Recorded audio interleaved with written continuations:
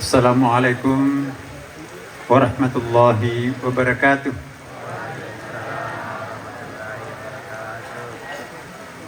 Alhamdulillah, alhamdulillahilladzi hadana lihadza wa ma kunna linahtadiya laula an hadana Allah.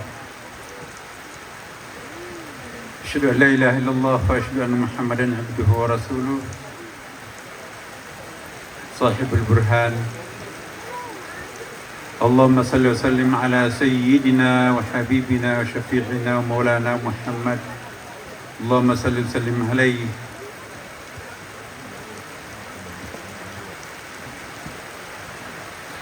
His Excellency Profesor Dr. Talib Kucukan,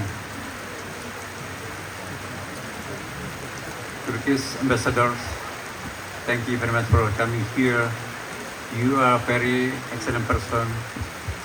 You will join together with us here, and thank you very much because you are the first ambassador visit in this place.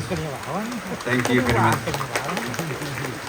Yang sama-sama kita hormati Menteri Pariwisata dan Ekonomi Kreatif Republik Indonesia, Pak Faisal MM Par DHI. Direktur Standarisasi Kompetensi Kementerian Pariwisata dan Ekonomi Kreatif. Bapak-Ibu sekalian, sejak bulan Ramadan kita sudah menjadwalkan beliau, Pak Sandi, akan datang bersama kita di sini.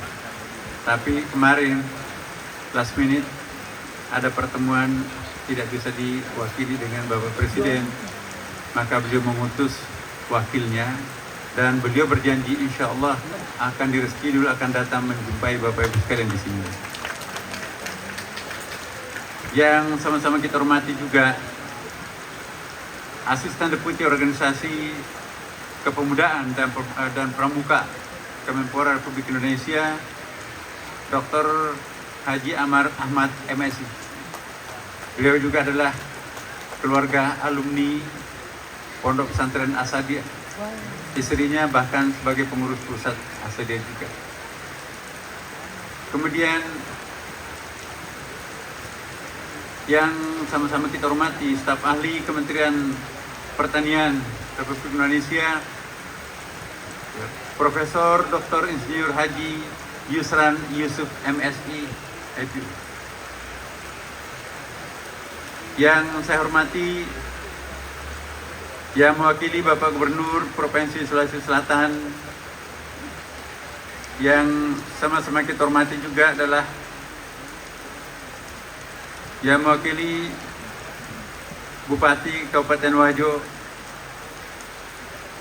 dan sejumlah tamu-tamu istimewa yang hadir juga pada kesempatan ini. Tentu para pejabat muspika baik di sini ada sejumlah tokoh politik, sipil dan militer, polisi, tentara yang saya tidak sebutkan satu persatu namanya. Kemudian juga tamu kehormatan kita yang hadir pada kesempatan ini ada Profesor Dr. Hajah Andi Majdah, Ketua Yayasan Al-Ghazali yang periode yang lalu sebagai Rektor UIN. Kemudian ada juga di sini perlu saya sebutkan Ananda Masti Al-Astalhu. Ini tadi membaca ayat suci Al-Quran dan beliau menyiapkan diri juga untuk menjadi pembina tahsinul Quran di Pondok Pesantren Asadiyah di Sengkang. Kami sudah meminta tadi anak-anak kita yang berminat, beliau akan tinggal beberapa waktu di sini untuk bersama dengan anak-anak kita yang berminat. Kita ingin kalau perlu semua qari'ah berasal dari Sulawesi Selatan itu sedapat mungkin diwakili oleh santri Asadiyah. Beliau adalah untuk sampai hari ini menduduki posisi ranking terbaik, urutan pertama Qariah nasional yang kita miliki di Indonesia. Kemudian juga beberapa tamu dari Jakarta, pengurus NUO, Nasruddin Umar Office, ya, ada 3 orang, termasuk juga sejumlah arsitektur senior dari Jakarta yang sengaja kami hadirkan di sini untuk memberikan penggambaran seperti apa yang terbaik untuk pembangunan kampus Macaanang ini. Obsesi kita nanti, insya Allah, salah satu kampus yang terindah di Indonesia adalah Pondok Pesantren Asadiah di Macaanang ini. Kemudian juga ada Direktur Nusantara Institut Jakarta, Dr. Anda Hajah Nur Hidayah.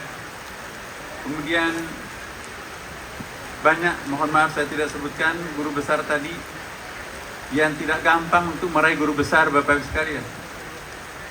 Ada 11 orang alumni Pondok Pesantren Asadiah sekarang ini tercatat sebagai profesor atau guru besar. Di sini juga hadir bersama kami tentunya pengurus pusat Asadiah, mulai dari ketua yayasan, ya, kemudian wakil ketua umum, dan para alumni senior.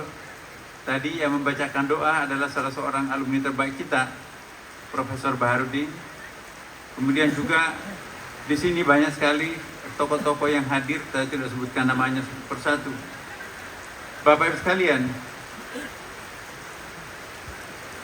insya Allah ke depan Pondok Pesantren Asadiah ini diobsesikan untuk menjadi trendsetter. Apa yang dimaksud trendsetter? Yaitu penentu kecenderungan masa depan. Penentu kecenderungan masa depan pesantren yang akan datang adalah Asadiah. Dan insya Allah obsesi itu bisa terwujud. Tidak pernah kita membayangkan akan pindah pondok pesantren kita dari kota ke Macaanang ini dalam tempo yang relatif hanya 1 tahun. Di sini hampir 24 jam para pekerja kita bekerja di tempat ini. Insya Allah mereka semuanya akan tetap bekerja siang dan malam. Dan kampus ini nanti pada halal bihalal tahun akan datang akan sudah berwarna-warni, ya. Bukan saja catnya, tapi di sini akan kami sulap menjadi sebuah kota mandiri, kota yang gemerlapan dengan lampu-lampu dan cahaya yang sangat terkenal nanti. Dalam waktu dekat ini kami akan membangun jalan lingkar, memutari seluruh kampus kita di sini, kemudian dipasangi dengan lampu, dan itu nanti akan terlihat sebagai sebuah kota mandiri. Karena itu Bapak Ibu sekalian, insya Allah dalam waktu singkat ini Pondok Pesantren Asadiah akan menjadi harapan masyarakat Sulawesi Selatan. Tidak lama lagi IKN, Ibu Kota Nusantara, akan pindah. Maka daerah penyanggahnya itu adalah Pondok Pesantren Asadiah. Ada 2 juta karyawan-karyawati yang akan berkantor di IKN. Dan tentu anak-anak mereka akan mencari pondok pesantren mana yang paling baik. Dan tidak perlu ke Pulau Jawa, karena kita akan menyiapkan pondok pesantren insya Allah lebih baik daripada pesantren yang ada di Pulau Jawa. Bapak Ibu sekalian, isi MOU tadi yang ditandatangani oleh Duta Besar Turki, sepanjang jalan kami menggambarkan bahwa Asadiah seperti ini. Dan tadi distatementkan bahwa insya Allah ke depan kita akan lebih intensif bekerja sama dengan Pondok Pesantren Asadiah ini. Saya tadi menceritakan bahwa insya Allah salah satu obsesi kita di sini adalah untuk membuka beberapa program studi eksakta di Universitas Asadiah. yang sebentar lagi akan turun SK universitasnya. Salah satu fakultas yang akan menjadi favorit yang kita akan rencanakan ialah Fakultas Kedokteran.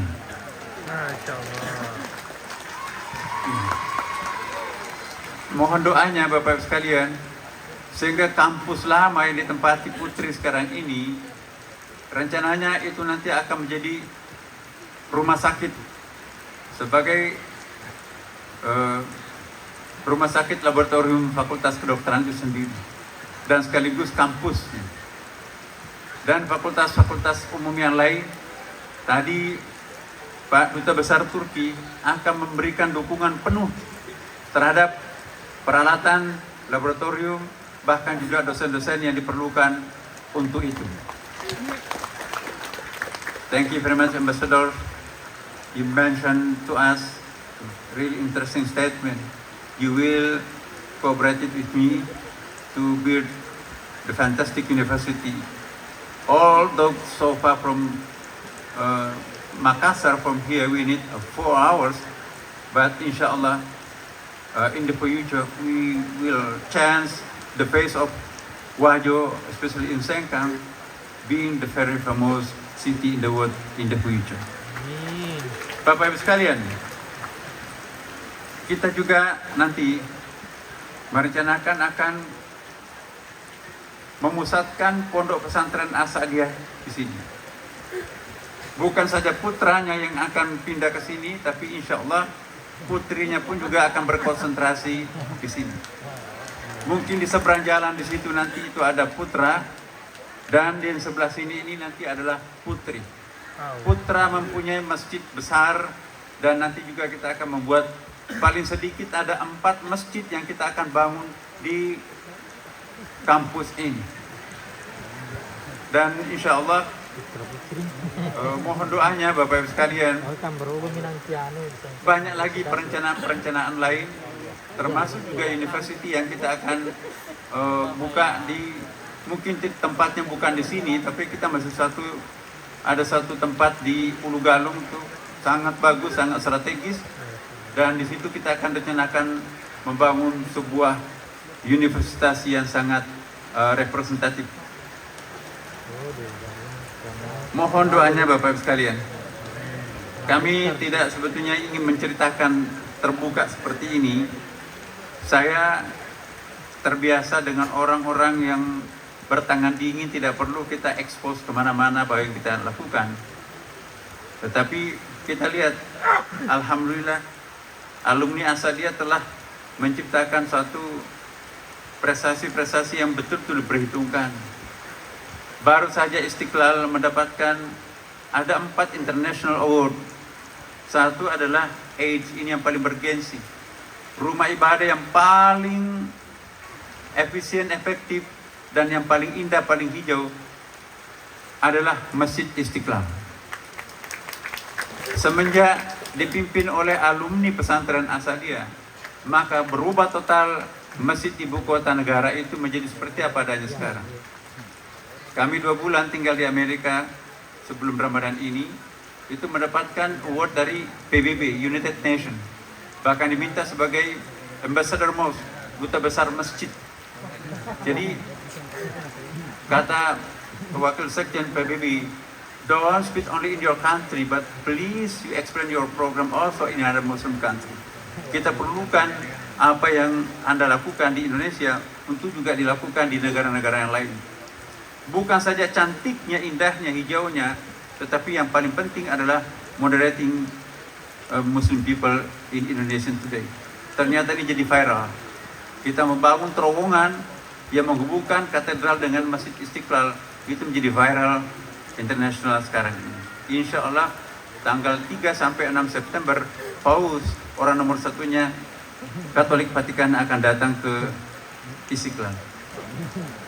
Kemudian juga one of the best university juga di Jakarta sekarang ini adalah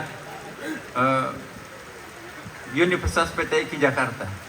Dulu seperti kandang kambing, tapi sekarang ini kita sudah punya 5 kampus, dan itu insya Allah hari ini kita salah satu di antara universitas terbaik di Jakarta.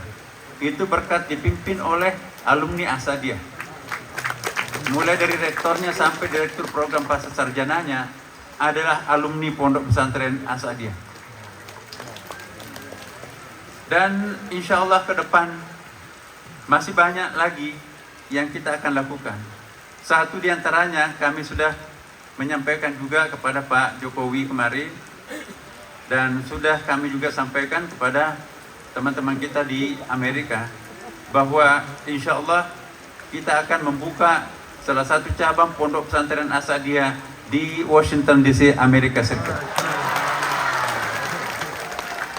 Beliau setuju dan kita ada properti di situ, rencananya kita akan jual karena kita sekarang barusan beli gereja untuk dijadikan masjid di ibu kota Washington DC, dan masjid lamanya Imam Centernya dulu kami tempat tinggalnya di situ.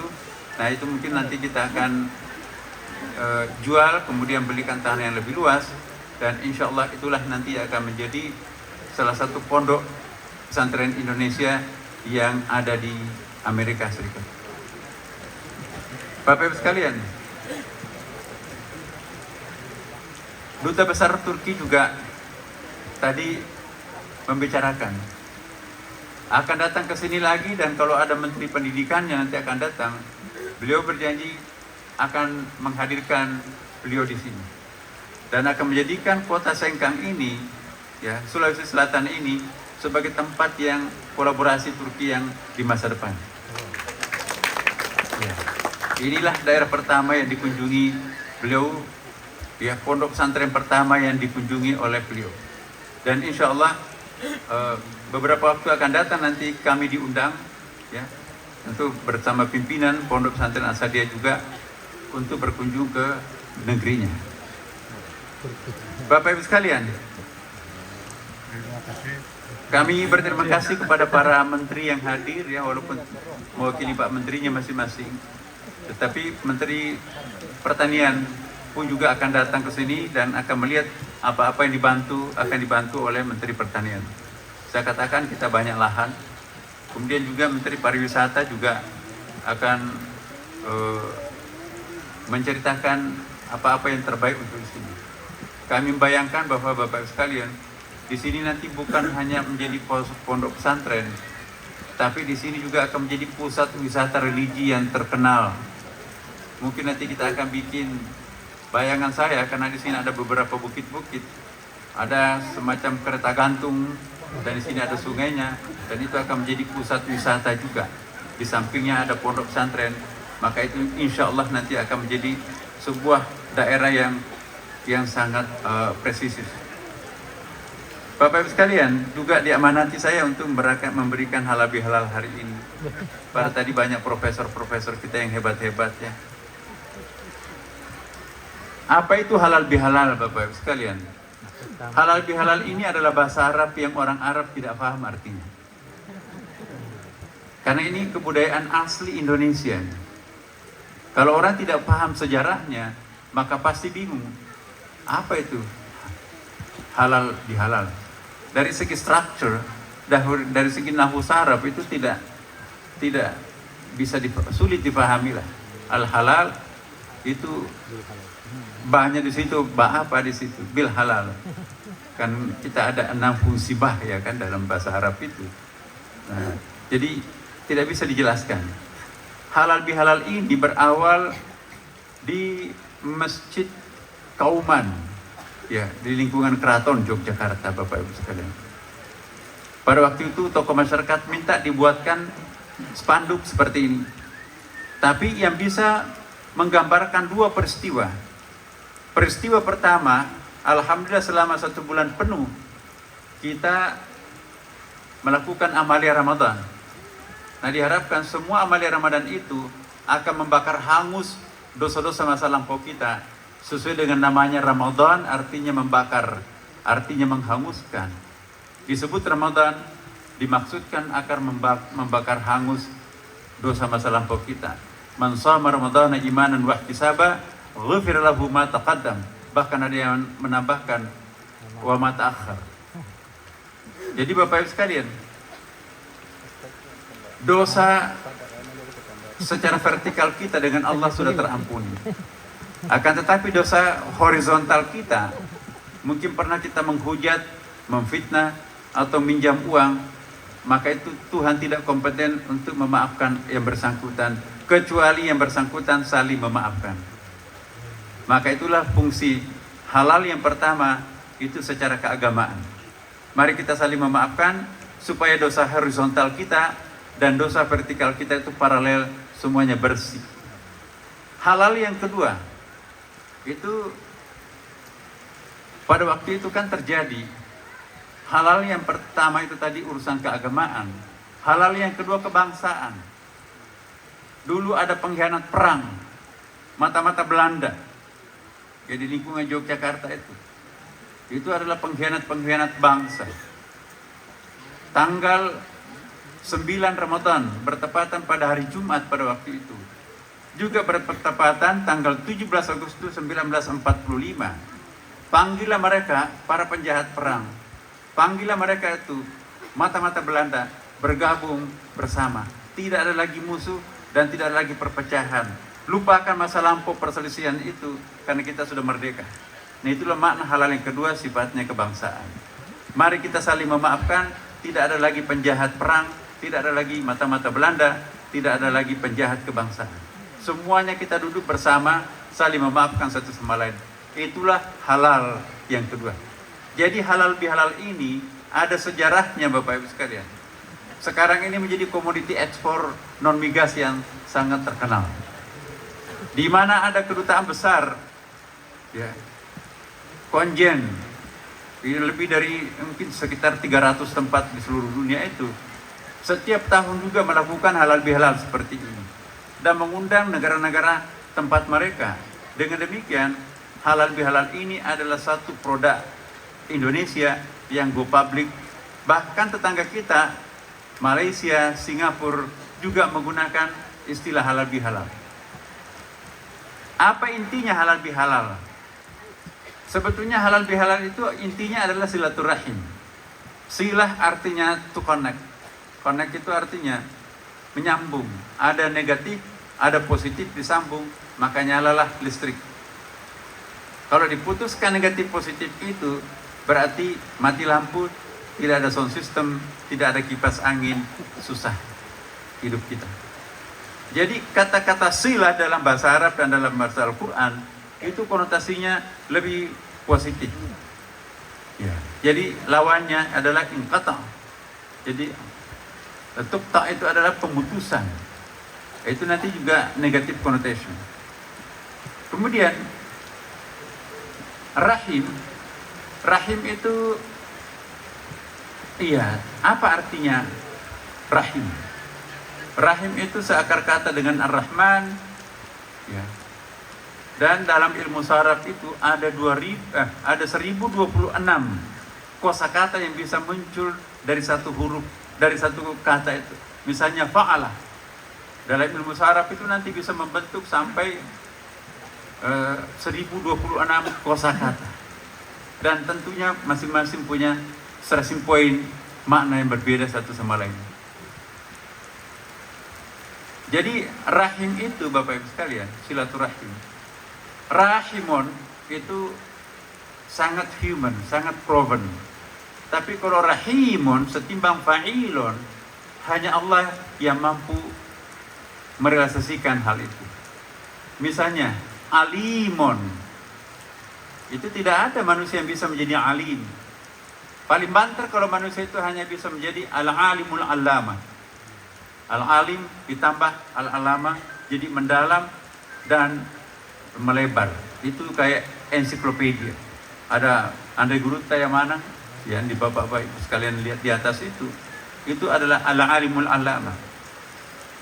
Tetapi sehebat apapun seseorang itu tidak akan pernah menjadi alim, karena alim itu hanya Allah yang bisa.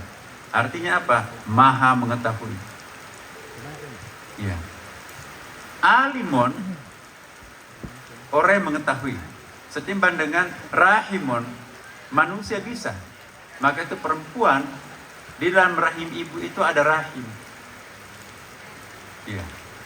Rahim itu disebut rahim karena itu menjadi simbol ya kasih sayang Allah Subhanahu wa taala. Sering dikatakan bahwa Allah itu adalah Ar-Rahim dan perempuan itu rahimun. Ya. Jadi kalau rahimun itu proven, tapi kalau rahimun secret loving, bukan cinta manusia biasa. Itu ar-rahim. Jadi rahimun artinya pencinta. Bahasa Arabnya cinta, Bapak Al-Quran, Bapak Ibu. Ada 14 cinta dalam Al-Quran. Tapi diterjemahkan semuanya ke dalam dalam bentuk cinta dalam bahasa Indonesia. Mulai dari cinta monyet sampai mahabbah cinta ilahi, semuanya berarti cinta. Nah, disinilah perlunya kita memperkuat bahasa Arab, Bapak Ibu.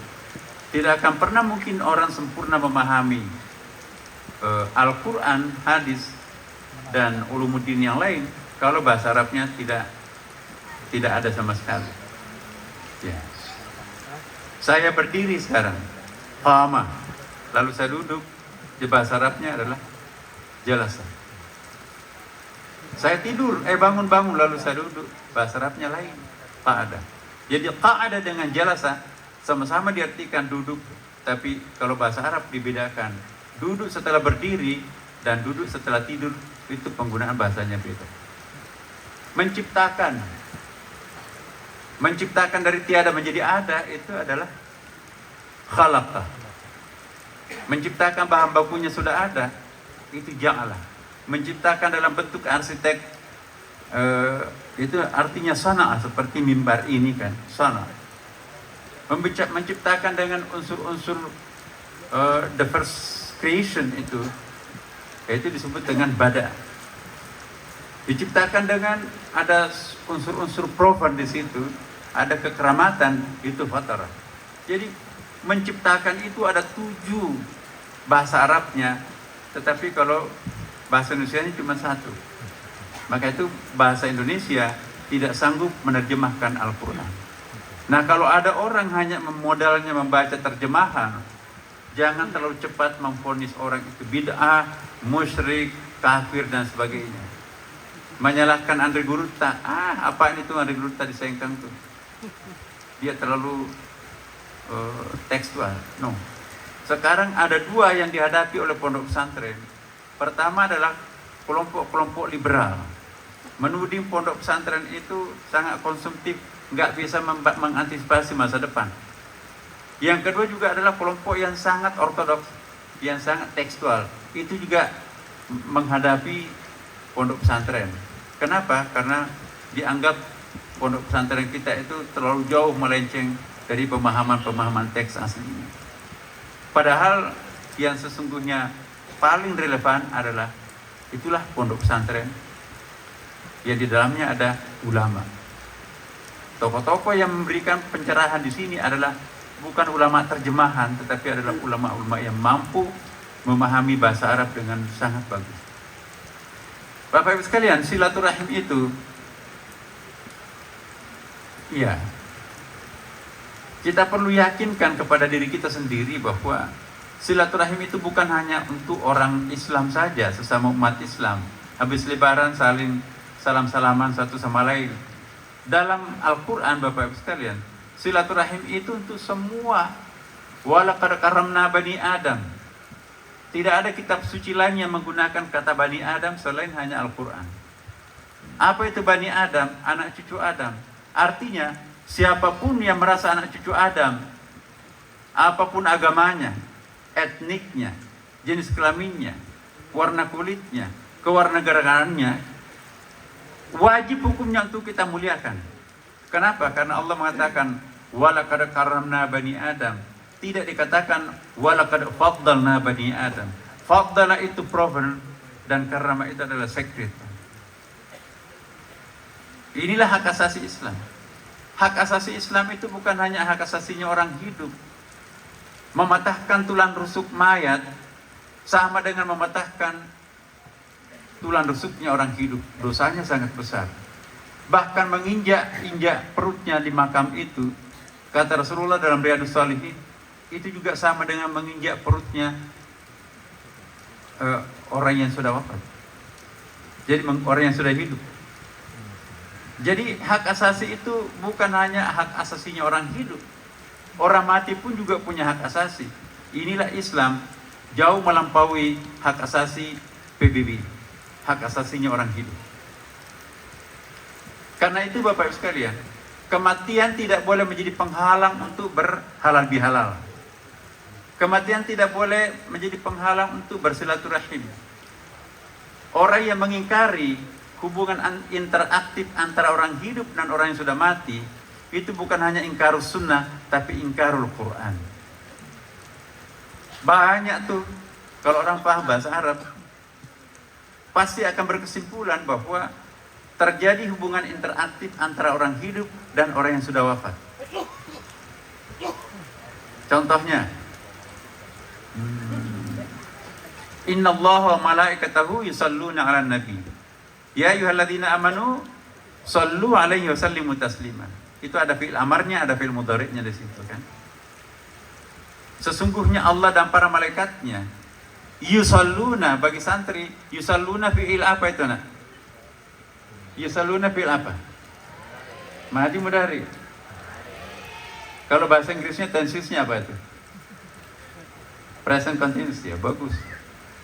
Nah, jadi bentuknya present, berarti dulu, sekarang, dan akan datang Allah dan para malaikatnya selalu berselawat kepada Nabi. Apakah Nabi masih hidup? Sudah wafat. Kenapa Nabi? Ya, kenapa kita diperintahkan untuk berselawat kalau orang itu sudah mati? Enggak ada apa-apanya lagi. Ya. Kenapa kita diperintahkan untuk ziarah kubur pada orangnya itu kan sudah jadi tanah? Ya. Jadi manusia itu satu-satunya makhluk abadi. Ada 3 wujud Bapak Ibu sekalian. Ada wujud azali, tidak diawali ketiadaan dan juga tidak diakhiri ketiadaan. Itu namanya wujud azali. Anak-anakku, siapa yang tahu siapa wujud azali itu? Siapa yang tidak punya awal, tidak punya akhir? Allah, itu wujud azali. Manusia wujud abadi. Apa yang dimaksud abadi? Ya, diawali ketiadaan dan tidak akan pernah diakhiri ketiadaan. Manusia pernah tidak ada kan? Tapi sekali jadi manusia, tidak akan pernah berhenti jadi manusia. Hanya pindah-pindah terminal aja. Terminal pertamanya itu di mana? Alam arwah. Terminal kedua, alam rahim ibu. Di sini kita di terminal ketiga ini. Andre Gurutta yang mana? Kecuali Gurutta Sagena ya. Itu sudah pindah ke terminal ke-4, alam barzah. Dan nanti kalau sudah ditiup sangkakala kedua, semua akan hidup kembali. Dalam arti hidup di sini bukan telah mati rohnya. Roh tidak pernah mati Bapak Ibu sekalian. Kata siapa? Roh mati. Dan itulah yang inti manusia. Teriak-teriak penghuni neraka seperti yang diabadikan dalam akhir surah An-Naba. Ya laitani kuntu turaba. Begitu ribuan tahun disiksa di neraka. Ya Allah, kembalikan aku jadi tanah. No way. Tidak mungkin. Sekali jadi manusia tidak akan pernah berhenti jadi manusia. Jadi kalau ada orang yang mengingkari hubungan interaktif orang hidup dan orang mati, itu pertanda masih harus belajar. Kama arsalna fiikum rasulan minkum yatslu alaikum ayatina wa yuzakkikum wa yu'allimukumul kitaba wal hikmah wa yu'allimukum ma lam takunu ta'lamun. Perhatikan, ini uniknya Al-Quran. Ketika ia membicarakan Rasulullah, selalu menggunakan fi'il mudhari. Tidak pernah menggunakan fi'il madhi. Artinya apa? Roh Rasulullah tidak pernah pensiun, tidak pernah pasif. Bahkan rohnya Rasulullah semakin aktif setelah ia berpisah dengan raganya. Barang siapa yang berselawat terhadapku, aku tahu dan aku pasti akan memberikan syafaat nanti di hari kiamat. sebelum wafat, ya itu mungkin belum bisa, tapi setelah wafat itu lebih proaktif. Maka itu hubungan antara orang hidup dan orang mati itu sangat kuat. Saya pernah mengatakan di beberapa kali pertemuan kita di sini ya Bapak Ibu sekalian, dan saya berharap seluruh alumni Asadiyah, seluruh santri Asadiyah, jangan hanya belajar kepada orang hidup. Alangkah miskinnya seorang murid kalau gurunya hanya orang-orang hidup. Lihat ceritanya Guru Ta. Kalau kita bandingkan murid-muridnya Guru Ta, misalnya Guru Ta Ambodale, ya, Guru Ta yang lain, para aulia, lihat ensiklopedia Wali, ya, Jami Karamatul Aulia. Gurunya para ulama besar itu ternyata orang yang sudah wafat ratusan tahun yang lampau. Ya. Wali Songo di Masjid Demak itu jam 12 malam tuh nggak ada lampu, tapi konferensi internasional di situ. Ada orang di Mesir, ada orang yang sudah di alam barzakh, tapi masih mereka itu bisa berdiskusi. Ada ketawa-ketawa. Ya. Jawabannya, la, naam, la. Siapa yang diajak bicara? Adalah gurunya yang sudah wafat. Jadi guru kita itu bukan hanya orang hidup. Caranya berkomunikasi dengan orang yang sudah wafat dalam bentuk mimpi. Mimpi ini seringkali disalahpahami oleh orang. Mimpi itu Bapak Ibu sekalian, jangan dipandang enteng seperti orang-orang sekuler. Saya kira yang para sarjana di sini, para profesor, tidak pernah ada yang mengutip dari mana dapat informasi itu. Oh, tadi malam saya bermimpi. Pasti nggak lulus tuh. Jadi dunia mimpi itu tidak dianggap referensi ilmiah. Padahal dalam Al-Quran Bapak Ibu sekalian, ya, itu ada 5 macam mimpi. Berapa? 5 macam. Nanti hafal ya. Ada mimpi yang disebut dengan al-hilm, mimpi biasa. Jadi mimpi penanda akil baliknya seorang laki-laki, mimpi basah. Dia bertagul hilm. Ada mimpi dalam pengertian manamat. Manamat itu tidur tapi mimpi, dan mimpinya itu bisikan Allah untukmu. Itu yang disebut dengan manamat. Inni ara fil manami anni azbahuka fandur madza tara. Nah, aku melihat dalam mimpi engkau, aku akan sembelih, diperintahkan oleh Allah. Apa kata anaknya? Nabi Ismail, ya, if'al tu'mar satajidni insyaallah minas sabirin. Kenapa Ismail rela digorok lehernya oleh bapaknya? Karena redaksi yang digunakan inni ara fil manami, bukan inni ara fil hilm. Kalau fil hilmi, jangan dulu ayah, itu bunga-bunga tidur, itu mungkin bisikan setan. Kalau manamat itu murni dari Allah Subhanahu wa taala. Ada lagi mimpi yang ketiga, ya, ru'yah. Antara tidur dan tidak tidur, kalau dalam psikologi itu, neurologi itu namanya apa itu? Theta. Dalam suasana theta, karena kalau theta itu ngorok. Theta itu hampir tidur tapi belum tidur. Nah, itu disebut ru'yah. Dari Allah juga tuh. Inni ra'aitu ahada asyara kawkaban wasyamsa wal qamara ra'aituhum li sajidin. Qala la taqassas ru'yaka. Kata Nabi Yusuf kepada bapaknya Nabi Yakub, ayah, saya bermimpi melihat 11 bintang, masuk matahari dan bulan, semuanya sujud kepadaku. Apa kata bapaknya? La taqassas ru'yaka. Jangan ceritakan mimpimu, nak. Nanti adik kakakmu akan cemburu. Nah, inilah dia. Ada lagi yang disebut dengan waqiyah. Yang keempat, ada surah Al-Waqiyah kan, Bapak Ibu, teman-teman. Waqiyah itu apa? Dijelaskan oleh para ulama. Sebelum kejadian keesokan harinya, itu ada bayangan di malam harinya. Biasanya orang yang seperti ini adalah orang-orang yang sudah ahli ibadah, karena sudah mampu berkomunikasi dengan alamul khayal. Apa yang dimaksud alamul khayal menurut Imam Al-Ghazali dalam Ihya Ulumuddin, atau istilah lain yang digunakan oleh Ibnu Arabi, yaitu alam mithal. Jadi alam kita ini bertingkat-tingkat Bapak Ibu sekalian. Diyakini bahwa alam atas itu ada yang disebut dengan alamul khayal, itu ada penghuninya. Orang yang bolak-balik turun naik untuk begitu kuatnya beribadah, sholatul mi'rajul mu'minin, itu nanti lama-kelamaan bisa bersahabat dengan para penghuni alam khayal, para penghuni alam mital yang ada di atas. Bocoran langit bisa diberikan kepada yang bersangkutan. Sebelum kejadian disampaikan. Nah, itu kalau orang berkenalan dengan alamul khayal. Penghuni alamul khayal, kita nggak tahu apakah jin, apakah malaikat. Karena selain jin, malaikat, masih ada banyak jenis-jenis makhluk spiritual yang kita tidak tahu. Allah Maha Kaya. Dan yang terakhir, mimpi mukasyafah. Seperti Nabi dan para wali.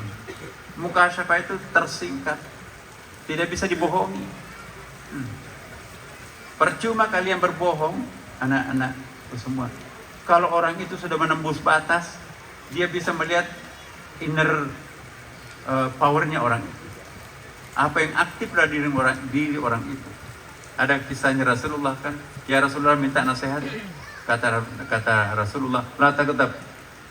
Ada lagi ya Rasulullah, la taghdab. Yang lain ada lagi, la taghdab. Enggak ada lagi, enggak ada. Kenapa? Nabi itu psikolog dan Nabi itu juga neurolog. Nabi itu juga adalah psikiater. Dalam banyak hadis diungkapkan itu. Ternyata orang itu memang adalah high temperamen tinggi, sedikit-sedikit marah. Nggak ada nasihat saya kecuali Anda jangan marah. Begitu pulang ke rumahnya ada yang nggak beres, aku nggak boleh marah. Aku janjian kepada Rasulullah dan berubah sampai keluarganya pun juga memperoleh semacam ketenangan hidup setelah ia berhenti suka marah. Jadi Nabi tahu orang ini pemarah. Apalagi kalau ungkapan dalam hadis banyak Bapak Ibu. Ya, bahwa orang yang sudah dekat dengan Tuhan, dia bisa meminjam mata Tuhan untuk melihat kan, meminjam telinga Tuhan untuk mendengar. Kalau kita pakai mata Tuhan, penglihatan Tuhan dipinjamkan untuk bisa melihat, ada nggak alam gaib? Alam gaib itu tidak sama tebal tipisnya. Orang yang sudah mukasyafah itu alam gaibnya tinggal sedikit. Mungkin tinggal zatullah yang belum pernah dilihat. Selebihnya itu gampang. Kalau kita meminjam telinga Tuhan, ada nggak sesuatu yang tidak bisa kita dengar? Nggak ada. Makanya itu Bapak Ibu sekalian, kita harus mendaki. Ya, tabakan antabak itu kan ada ayatnya. Jadi tahap demi tahap kita harus menggali, mendaki. Jadi anak-anakku semua para santri, jangan hanya mencari ilmu pengetahuan di pondok pesantren Asadiyah, tapi cari juga apa yang disebut dengan ma'rifah. Ma'rifah ini lebih kaya daripada ilmu pengetahuan. Apa perbedaan ma'rifah dengan ilmu?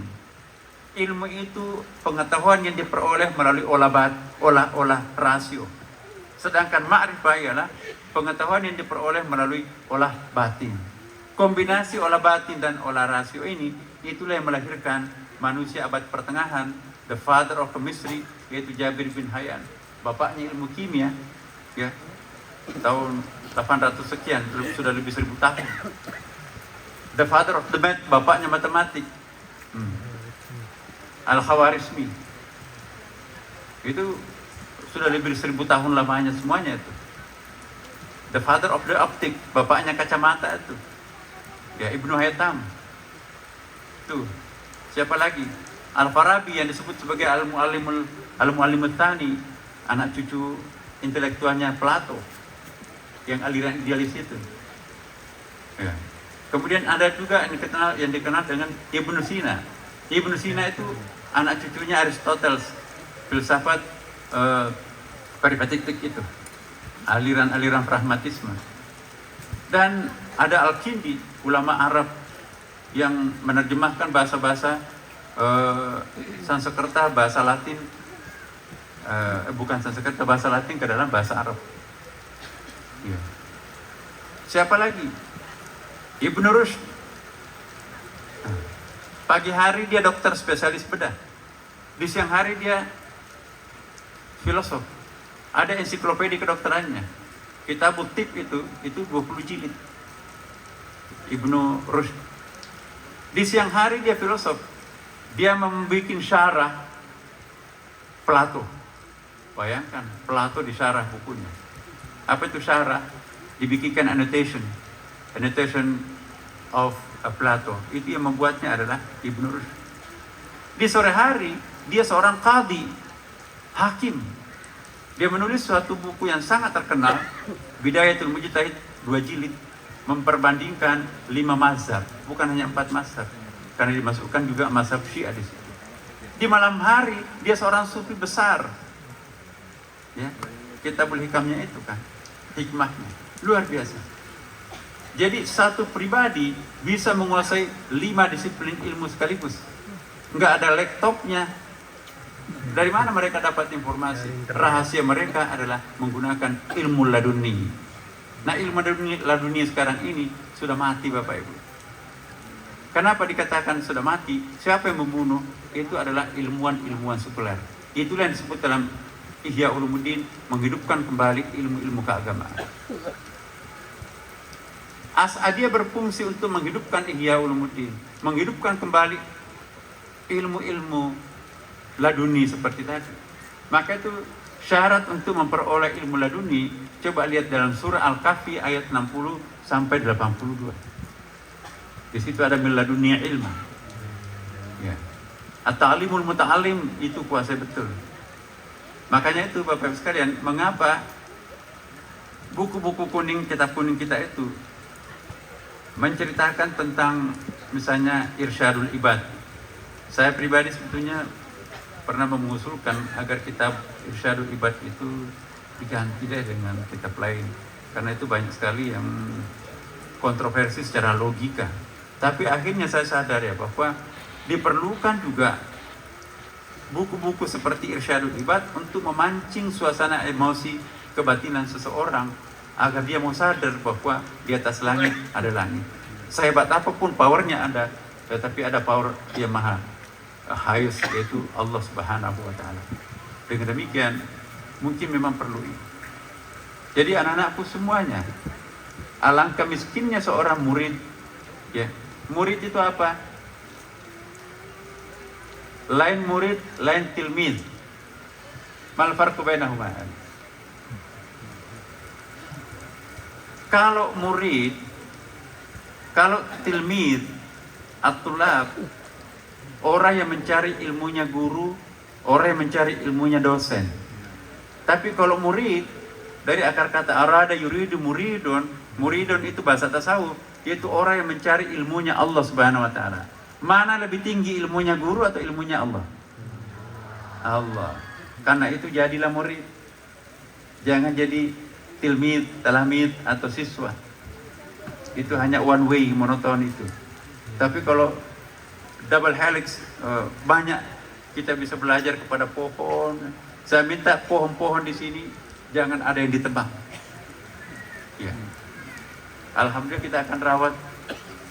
Dalam surah Al-Qasas ayat 30, itu gurunya Nabi Musa adalah pohon.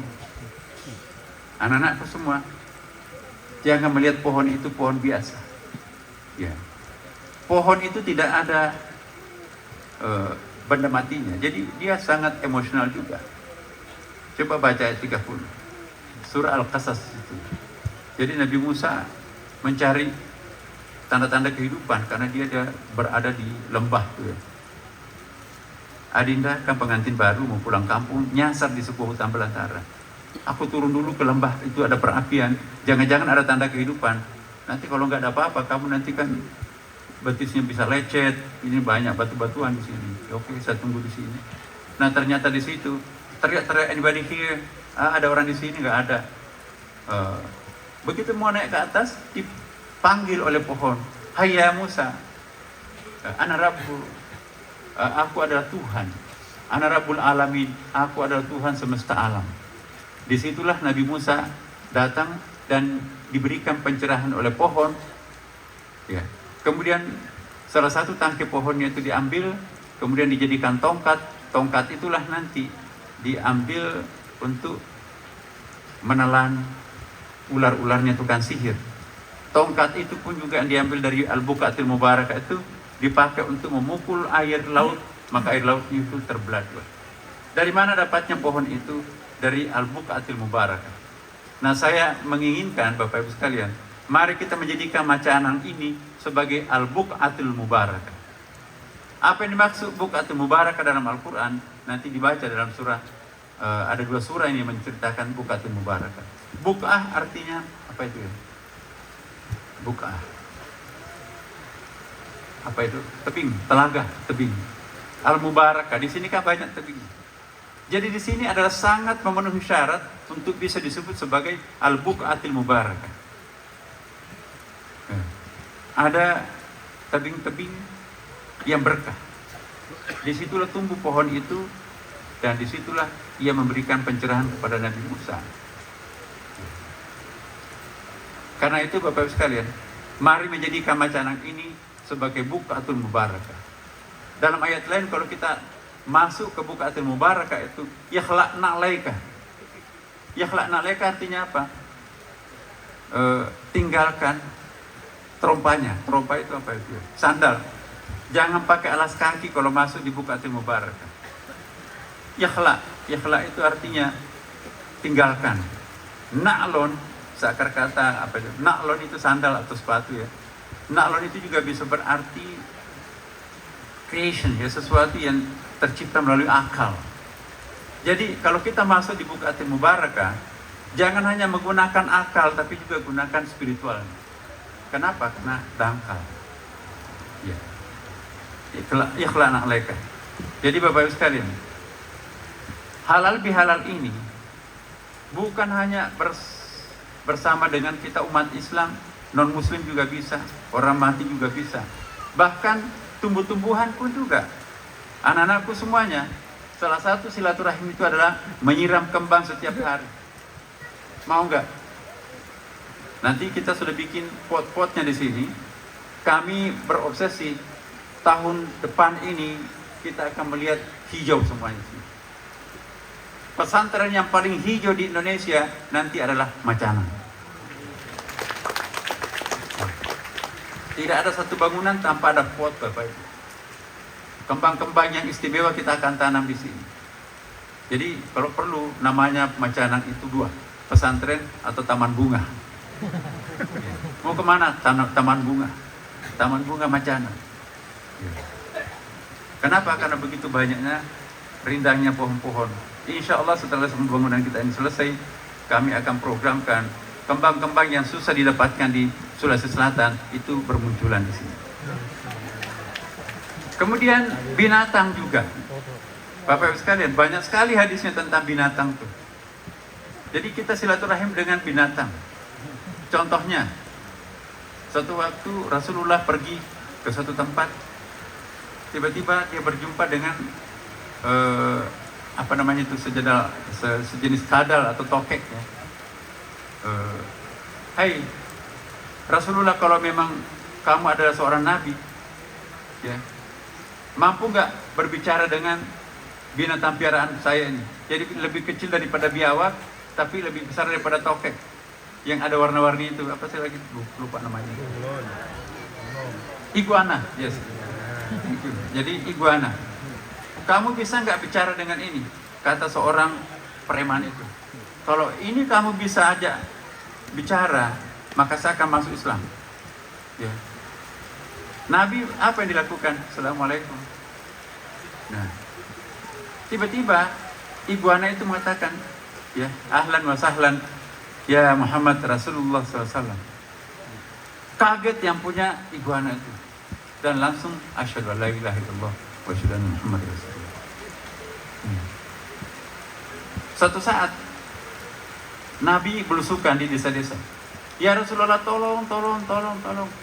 Nah, begitu datang ke induk kijang itu, tolong tali ikatan ini dilepaskan.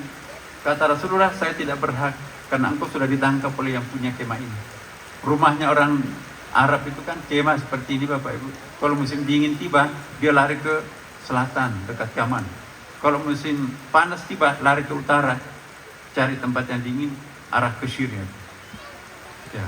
Apa kata Rasulullah SAW? Saya tidak berhak melepaskan engkau karena aku miliknya yang punya kemah ini. Sebentar aja Rasulullah, saya berjanji akan bisa kembali. Emang kenapa? Saya baru melahirkan beberapa ekor anak, keburu ditangkap oleh yang punya kemah. Nabi melepas, lari sekencang-kencangnya di balik pegunungan Arab itu ya. Dan Nabi menunggu di situ. Tidak lama kemudian, dalam hadis Nabi itu disebutkan, datanglah kijang itu dalam keadaan padang pasir itu berdebu, ngos-ngosan. Ya Rasulullah, terima kasih, anak-anakku sudah pada kenyang, tolong diikatkan kembali tali ikatan leher ini ke leher saya. Begitu Rasulullah mengikat lehernya kijang besar itu, yang punya kemah datang. Ada apa Rasulullah kamu datang? Ambil, di sini banyak kijang kok. Lalu menolak pemberian orang kampung, itu dianggap itu nggak etis. Nabi sendiri yang menenteng itu tali ikatannya itu, bukan asisten, bukan sahabat. Sampai terlindung sebuah bukit, Nabi berhenti. Kenapa berhenti kita, kata Rasulullah, kata sahabat Rasulullah. Dia buka tali ikatannya, kemudian dia usap kepalanya, pergilah untuk membesarkan anak-anakmu. Tertunduk kijang besar itu, terima kasih ya Rasulullah. Jadi silaturahim dengan binatang itu bisa. Abi Hurairah itu disebut Abi Hurairah kenapa? Suka kucing. Ya. Nama aslinya Abi Hurairah siapa? Abdurrahman. Waktu ngaji, ya, dipukul pantatnya. Padahal ada kantong, di kantong besarnya itu ada anak kucing. Begitu dipukul pantatnya, nah langsung diganti namanya Abi Hurairah. Sampai mati Abi Hurairah. Jadi ini namanya lakab, nama-nama gelaran. Abu Jahal, jangan dikira orang bodoh, pintar tuh. Gara-garanya apa? Disuruh pergi mencari, membeli garam. Kalau saya gantung di sini, kamu istirahat tuh. Nanti ketiduran diambil orang. Kalau saya jadikan bantal, dicuri orang. Kalau saya lepas, wah ini ada telaga, ada sumur. Kalau saya sembunyikan di bawah air garam ini, besok aku ambil. Nah, besok paginya dia ambil, tinggal kantongnya, garamnya sudah gak ada lagi, mencair. Nangis pulang ke rumahnya, mana garamnya? Diceritakan, anta Abu Jahal. Jadi Abu Jahal itu bukan berarti bodoh. Nah, terakhir, anak-anakku semua, Bapak Ibu terutama ya, silaturahim ini jangan hanya pada saat kita punya kepentingan kepada seseorang. Tidak ada kepentingan kita pun juga, disitulah perlunya kita silaturahim. Ya. Jika ingin menjumpai Allah, ada dalam hadis, ya, hadis qudsi, ya, aku kesakitan tapi tidak ada aku memberi obat, tidak ada yang memberi aku obat. Aku kedinginan, tidak ada yang memberi aku selimut. Ya. Kemudian aku kelaparan, tidak ada yang memberi aku makan. Kata Rasulullah, bagaimana engkau mungkin seperti itu? Engkau kan maha kaya, engkau maha kuasa. Jawabannya, aku selalu bersama dengan orang kelaparan, tapi tidak ada yang memberi makan.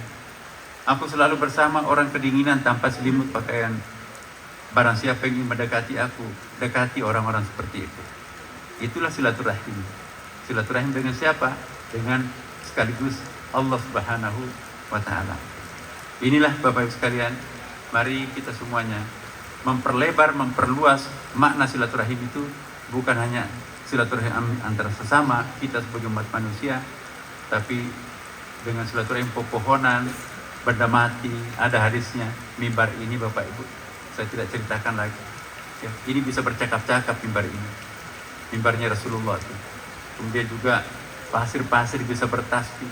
Tidak ada benda mati dalam kamus Allah. Wa in min syai'in la yusabbihu bihamdihi walakin la ta'lamuna tasbihahum. Ya, mereka kita tidak tahu bahasa tasbihnya seperti apa, tapi mereka juga bertasbih.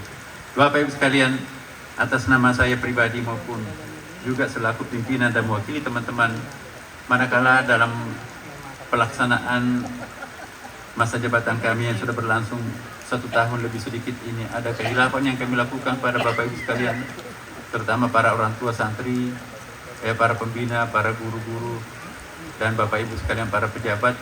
Dari lubuk hati yang paling dalam juga memohon maaf Bapak Ibu sekalian. Dan insya Allah dari sejak semula kami tidak pernah menyimpan dendam dengan Bapak Ibu sekalian. Sebelum memohon maaf, kita sudah memaafkan semuanya. Dan inilah As'adiyah. Mari kita mencontoh para pendiri kita di atas. Dan mari saya akhiri dengan mengajak kepada Bapak Ibu semua. Mari kita bacakan surah Al-Fatihah. Nama-nama yang berderet di depan kita inilah yang punya As'adiyah. Dan kita hanya pelanjutnya. Ada hadisnya Al-Fatihah. A'udzubillahi minasyaitonirrajim. Bismillahirrahmanirrahim. Alhamdulillahirabbil alamin arrahmanir rahim maliki yaumiddin. Iyyaka na'budu wa iyyaka nasta'in ihdinas siratal mustaqim. Siratal ladzina an'amta 'alaihim ghairil maghdubi 'alaihim waladdallin. Assalamualaikum warahmatullahi wabarakatuh.